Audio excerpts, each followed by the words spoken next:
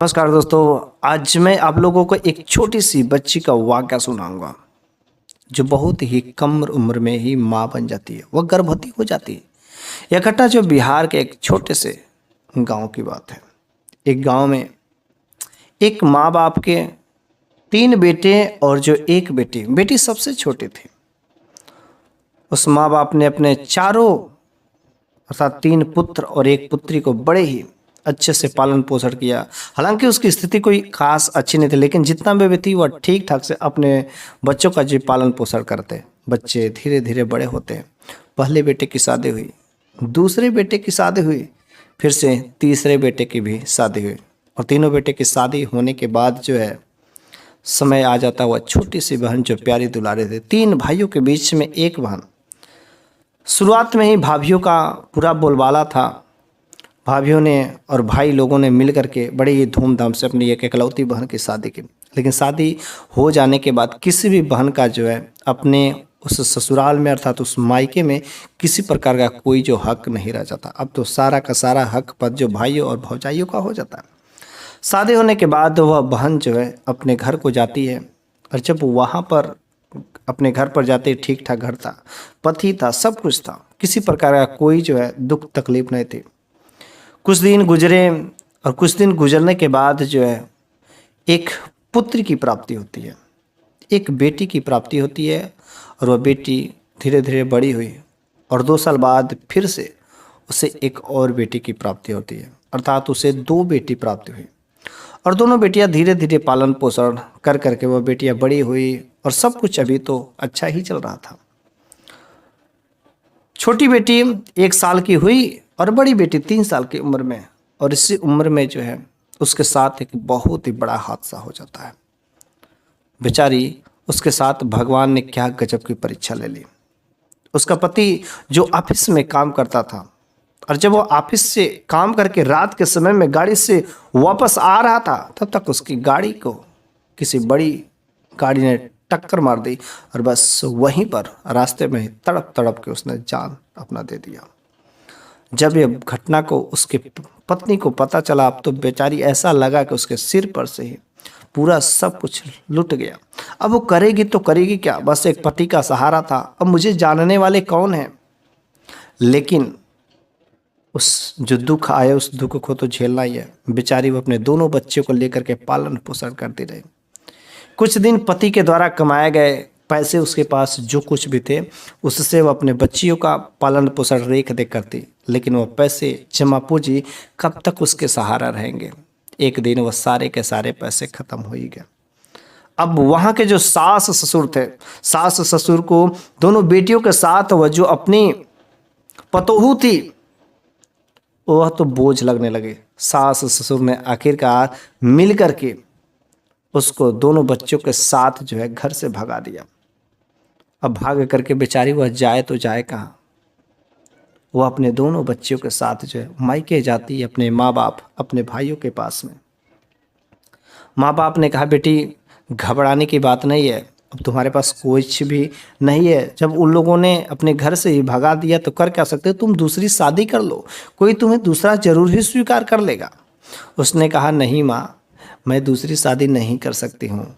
मैं इन दोनों बच्चों के सहारे रह जाऊंगी, लेकिन दूसरी शादी हरगिज नहीं करूंगी।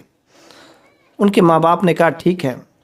लेकिन अब वे जो भाई भौजाई थे, शादी होने के बाद अपने दोनों बच्चों के साथ में जब यहाँ पर रहने लगे, तो जो भौजाइयाँ थी वह ननद जो बिल्कुल ही बोझ लगने लगे। अब तो वह ननद से कहती, पूरा दिन भर काम करवाती। बेचारी मजबूरी में मरता क्या न करता, दिन भर काम करती। काम करने के बाद जो है कुछ खाने मिलते, किसी तरीके से उस बच्चों का लालन पोषण किया करते थे। लेकिन दुखों का पहाड़ जो बिल्कुल ही टूटता गया। अब तो भाई भौजाई उसे देख देख करके जलने लगे। मेरे सर पर आकर के बोझ रह गई है। भौजाइया अनेक प्रकार के ताना भी मारने लगे। अपना घर छोड़ करके चली आए, करना था ना कुछ ने। पूरा बेचारी दिन भर काम करती थी, लेकिन सही से 2 वक्त की रोटी नहीं देती। माँ बाप बूढ़े हो गए थे, बेचारे माँ बाप करे तो करे क्या। फाइनली फिर से माँ बाप ने कहा, बेटी तुम अगर तैयार होती तो अभी भी हम तुम्हारे दूसरी जगह शादी करा देते हैं। उसने कहा, जब इतना बड़ा दुख टूट ही रहा है तो क्यों ना हम दूसरी शादी कर लेते हैं, और वह किसी तरीके से उसकी दूसरी शादी करने के लिए तैयार होती है। और माँ बाप ने इधर उधर बातें चलाई और एक जगह जो है शादी की बात तय ही हो गई। उसकी पत्नी किसी कारण बस किसी बीमारी की वजह से मर चुकी थी, और वह जो है तैयार हो गया इन दोनों बच्चियों के साथ में उससे शादी करने के लिए। बेचारी वह अपनी दोनों बच्चियों के साथ में नया घर में गई, बिल्कुल ही नया माहौल। जो उसका पति था, जो दूसरी शादी करने के बाद था, उसका पति था, वह अपने पत्नी से बेइंतहा मोहब्बत करता था, चूंकि वह सुंदर थी। लेकिन वह दोनों अपनी बच्चियों के साथ में थी। वह उन दोनों बच्चियों को भी बहुत ही प्रेम करता था, जानता था, मानता था। तब तक जो है बड़ी बच्ची का उम्र जो है लगभग जो है 6-7 साल का हो गया, छोटी बच्ची लगभग 3-4 साल की उम्र की। और दोनों बच्चे जो धीरे धीरे बड़ी होती गई, लेकिन जो बड़ी वाली बच्ची थी उसके शरीर का ग्रोथ जो बहुत ही जबरदस्त था। उम्र जो केवल 7 साल, लेकिन वो ऐसा दिख रही थी 12 साल 13 साल की उम्र में। उसका शरीर जो बहुत तेजी से बढ़ रहा था, उसका ग्रोथ बहुत ही जबरदस्त था। लेकिन हुआ क्या, समय गुजरने के साथ साथ जो है वह फिर से गर्भवती होती है। और जब वह गर्भवती होती है तो उसे एक सुंदर सा पुत्र की प्राप्ति होती है। शादी से पहले और शादी तक, और जब तक एक बच्चा नहीं पैदा हुआ था तब तक उसके पति जो है इन दोनों बच्ची को अपना बेटी के जैसे मानता था, हर प्रकार के प्यार दुलार देता था, स्कूल में पढ़ने के लिए भेजता था, सब कुछ करता था। अब तो उसका एक जो अपना एक पुत्र जो उसका खून का प्राप्त हो जाता है। अब तो वह अपने पुत्र से प्रेम करता, अथाह प्रेम करता, मुन्ना सोना ऐसा कुछ कहता। और अपने पुत्र के आगे अब तो वह दोनों बेटियों को बस इग्नोर करना शुरू कर दिया, थोड़ी थोड़ी से इधर उधर। लेकिन माँ तो माँ होती है ना, माँ तो अपने बेटियों को, और वह बेटा क्योंकि उसी का खून, तो वह तो बिल्कुल ही इग्नोर नहीं कर सकती। लेकिन उसका पिता धीरे धीरे अनदेखा करने लगा। बड़ी बेटी को कभी कभी डांट देता, छोटी बेटी को कभी कभी मार भी देता था। अब तो कहता तुम सब बड़ी हो गई हो, तुम अपने हाथ से सब काम कर सकती हो, कब तक तुम्हारी मम्मी काम करेगी, कब तक मैं करूँगा, अब तुम सब खुद अपना काम करो। लेकिन वो अपने बेटे को बहुत ही मानता था, अपने बेटे से अथाह प्रेम करता था। उसके प्रेम के आगे इन लोगों का कुछ नहीं समझता था। और ऐसे ही समय कुछ समय और गुजरा। समय गुजरने के बाद जो है उन लोगों ने प्लान बनाया कि क्यों ना हम लोग कहीं पर घूमने चलते, कहीं देशाटन पे चलते हैं। चूँकि उसका पति एक जो है कंपनी में काम करता था, और कभी कभी जब कंपनी में ज़्यादा अर्जेंट भी काम आ जाते थे तो 3 दिन 4 दिन लगातार जो काम ही करता रहता था। और एक दिन उन लोगों ने प्लान आखिर बनाया कि चलो हम लोग कहीं घूमने चलते हैं। कंपनी ने कुछ 1 हफ्ता कल छुट्टी दिया है, और हम लोग जो इस बच्चे को लेकर के कहीं पर घूमने चलते, क्योंकि इसको तो हम लोग छोड़ नहीं सकते, क्योंकि अभी छोटा सा बच्चा है, अभी 6 महीने का। तो उसकी पत्नी ने भी कहा ठीक है, लेकिन हम लोग तो घूमने चलेंगे, लेकिन ये जो दोनों बच्चियां हैं कहाँ पर रहेंगे।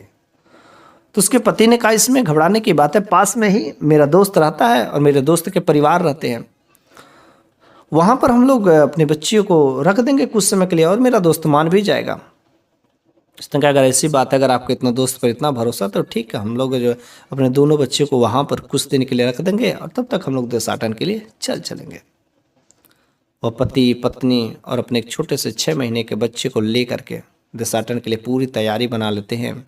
और वो जो दोनों उनकी बच्चियां रहती हैं, उन दोनों बच्चियों को ले जा करके अपने दोस्त के घर पर छोड़ देते हैं। और अपने दोस्त से कहते हैं देखो मेरी बच्चियां यहाँ पर रहेंगी, और जब तक हम लोग देशाटन घूमने जा रहे हैं कहीं पर, और तब तक आ नहीं जाते, 15-20 दिन की बात है, तब तक अगर आप लोग मेरी बच्चियों को रखें तो बड़ी अच्छी बात है। उसके दोस्त ने कहा ठीक है, कोई बात नहीं है, इसमें तो हमारे जो भलाई करने का, सेवा करने का मौका मिला है, बड़ी अच्छी बात है। दोनों बच्चियाँ बहुत ही प्यारी थी, बहुत ही सुंदर थी, होनहार थी। बड़ी वाली बच्ची धीरे धीरे कुछ बड़ी हो गई थी, लेकिन जो उनके दोस्त था, उनका दोस्त का एक बेटा भी वहीं पर रहता था। तो बस ये लोग तो घूमने चले गए, लेकिन उसके बेटा, जो दोस्त का बेटा था, उसकी नज़र में खोट थी। उसका नज़र जो बहुत ही ख़राब थी। पहले दिन से ही वह उन बच्चों को घूर घूर करके देखने लगा था। अब तो वह मौके की तलाश करता था कि कब वह मौके का फ़ायदा उठाए। और एक दिन की बात आ ही गई। तो उसके जो उसके मम्मी पापा थे, जहाँ पर उसका दोस्त था वो अपनी बीवी के साथ में शाम के समय में किसी पार्टी में चला जाता है। और जब पार्टी में चला जाता है तो उस रात वहाँ पर कोई नहीं रहता है, बस वह बच्ची और वह लड़का जो उसके दोस्त का बेटा था। और उसके दोस्त के बेटे ने उसके कमरे में अचानक आया और बैठ गया। थोड़ी देर कुछ अजीब अजीब बातें किया और बातें करने के बाद जो कुछ उसके साथ छिड़कानी करना शुरू कर दिया। लेकिन वो लड़की किसी तरीके से बच उच कर किसी दूसरे रूम में जाकर के बंद कर लिया। तब तक जो है उसके मम्मी पापा आ ही जाते हैं, लेकिन वो बच्ची डर के मारे उसके मम्मी पापा से कुछ नहीं कहे। और एक बार उसने उसकी बच्ची के माँ बाप से बात भी करवाया। और वो बच्ची जैसे ही अपने माँ बाप से बात की तो बच्ची ने कही कि मम्मी तुम जल्दी आ जाओ, मुझे बिल्कुल ही अच्छा नहीं लग रहा है, मेरे साथ बहुत गलत हो रहा है। लेकिन वह पास में ही बगल में ही खड़ा रहता था, वह उन चीज़ों को खोल करके बोल नहीं पाते थे, करे तो करे क्या। उसने कहा कि बेटी घबराने की बात नहीं, बस एक सप्ताह और, एक सप्ताह में मैं खुद हम दोनों लोग चले जाएंगे और अपनी बच्ची को लेकर चले जाएंगे। बेटी तुम टेंशन लेने की बात नहीं है, जो कुछ भी दिक्कतें हो परेशानियां हो अंकल से बोल दो, आंटी से बोल दो, ला करके कर देंगे। बस फ़ोन तो कट गया, लेकिन बाद में वो सोचती थी कब यहाँ से भाग जाए, उसे कुछ नहीं समझ आता था। और फिर से एक दिन और मौका मिल ही गया कि शाम के समय में अंकल और आंटी कहीं पर चले जाते हैं किसी फंक्शन में, किसी शादी समारोह में। और वह उस दिन वह बच्ची अपने कमरे में आराम से सोई हुई थी। और जो दोस्त का बेटा था ना, दरवाज़ा खोल करके घुस गया। और उसके बाद बेचारी वह सोई थी और सोने में उसने उसके साथ ज़बरदस्ती छेड़खानी कर दी, मन चाहे जो चाहे सब कुछ कर दिया। बेचारी की तो इज्जत लूट गई, लेकिन वह रोने के सिवाय कर ही क्या सकती। एक सप्ताह हुआ, उसके मम्मी पापा आए। मम्मी पापा जैसे ही आए वो अपनी मम्मी को पकड़ करके रोने लगे, जोर जोर से सिसकियाँ भर करके रोने लगे। उसने पूछा बेटी क्या हुआ। बेचारी वहाँ पर वह छोटी सी वो लड़की बोले तो बोले क्या, लेकिन जैसे ही वो बच्ची अपने घर पर जो अर्थात अपने माँ बाप के साथ घर पर जाती है तो अपनी माँ से पूरा का पूरा सारा वाक़या कह सुनाती है। और जब उसकी माँ ने अपने पति से कहा कि देखिए जी, आपका जो दोस्त है ना, आपका दोस्त के बेटे ने मेरी बेटी के साथ ऐसा ऐसा काम किया है, वह बहुत ही खराब काम किया है। आपका दोस्त बहुत ईमानदार थे ना, लेकिन मेरी बेटी के साथ बहुत ही अन्याय कर दिया है। जब उसके पिता ने ऐसी बात कही तो तुरंत फ़ोन लगाया अपने दोस्त के यहाँ। उसने कहा कि अपने बेटे से ज़रा बात कराओ। बस उसके बेटे से बात हुई। उसने कहा बेटा तूने मेरी बेटी के साथ ऐसा क्यों काम किया, इतना गंदा घिनौना हरकत, मुझे तुम पर पूरा भरोसा था। बस उसके बेटे ने कहा कि मैं आपकी बेटी के साथ कुछ नहीं किया। अरे आपकी बेटी कहीं पर मुंह दूसरी जगह काला करके आई होगी और गुनाह मेरे ऊपर डाल रही है। अरे मैं ऐसा कर, इस समय तो भलाई का जमाना ही नहीं रह गया। क्या अंकल आप भी मुझ पर बेफालतू में ऐसा शक करते हैं, मैं ऐसा कर सकता हूँ। बस मीठी मीठी बातों से उसने मना कर दिया। और अंकल ने कहा कि नहीं, मेरा दोस्त का बेटा ऐसा बिल्कुल ही नहीं कर सकता। बस फिर से वह इन सब चीज़ों को इग्नोर करके वह रोज़ कंपनी में जाता, काम करता आता, कंपनी में जाता, काम करता आता। और धीरे धीरे समय बीतता गया। समय बीतते बीतते लगभग जो 4-5 महीने हो गए। 4-5 महीने हुए, बेटी का पेट जो धीरे धीरे थोड़ा सा बड़ा साइज में होने लगा। बेटी के पेट में अचानक एक दिन दर्द होता है, और जब दर्द होता है तो डॉक्टर के यहाँ जाती है चेक करवाने। और जब चेक करवाने जाती है तो डॉक्टर ने कहा कि आपकी बेटी गर्भवती है। कुछ इसके प्राकृतिक, कुछ इसमें बीमारियां हैं जो प्राकृतिक है, जो पहले से जन्म से समय से ही है, जिसके वजह से वह प्रेग्नेंट हो चुकी है। जैसे उसकी माँ ने सुनी कि मेरी बेटी इतनी कम उम्र में गर्भवती हो गई, प्रेग्नेंट हो गई, ये कैसे संभव हो सकता है। और समझ गए कि सारा का सारा क्रियाक्रम उसके दोस्त के बेटे ने किया है। अब तो उसे मन ही मन खून खौलने लगा कि आखिर करे तो करे क्या। जब घर पर आती है तो कहती है अपने पति से कि देखिए आपके दोस्त के बेटे ने मेरी बेटी के साथ कितना गुनाह कर दिया है कि मेरी बेटी के पेट में आपके दोस्त के बेटे का बच्चा पल रहा है। अगर वह इससे स्वीकार नहीं करेगा, शादी नहीं करेगा, तो बहुत ही गलत बात है। आप उससे कहिए फिर से उसके पति ने कहा कि नहीं, मेरा दोस्त का लड़का ऐसा बिल्कुल ही नहीं कर सकता, बिल्कुल ही ऐसा नहीं हो सकता है। मैं अब नहीं कहूँगा, ये जो तुम्हारी बेटी है ना, कहीं दूसरे जगह मुंह काला करके जैसा कि उसने कहा और दोस्त उसको लगा रही है, ऐसा बिल्कुल ही नहीं हो सकता। मैं दोबारा फ़ोन करके नहीं कहूँगा। बस पति ने तो वैसे ही मुंह मोड़ लिया। उसने कहा कि तुम्हारी बेटी के जो पेट में बच्चा पल रहा है, इसको जल्दी से एबार्शन करा दो, वरना इसको कह दो घर से बाहर निकल जाए। वह डॉक्टर के पास लेकर के जाती है एबार्शन कराने के लिए। डॉक्टर ने कहा एबार्शन नहीं हो सकता, क्योंकि अगर एबार्शन होता है तो बेटी की जान जो है आपको गंवा देनी पड़ेगी, इससे बच्चे को जन्म देना ही पड़ेगा। बस हुआ क्या, अब बच्चे को जन्म देने के लिए वो अपनी बेटी को जब घर पर लेकर के आती है और पति से कहती है कि अबार्सन नहीं हो सकता, अबार्सन होने के बाद जो है बच्चे की मृत्यु जो हो सकती है, बच्ची बच्चेगी नहीं, इसलिए इसे बच्चे को जन्म देना पड़ेगा। उसके पति ने कहा तब भलाई इसी में है कि तुम अपनी बेटी को लेकर के अपनी बेटी को यहाँ से कहीं दूसरी जगह या रोड पर यूं ही छोड़ दो, लेकिन मैं ऐसी नाजायज़ औलाद को मैं बिल्कुल ही अपने घर में नहीं रख सकता। बस बेचारी उसके ऊपर क्या बीत रहा होगा। उसने कहा कि चलो ठीक है।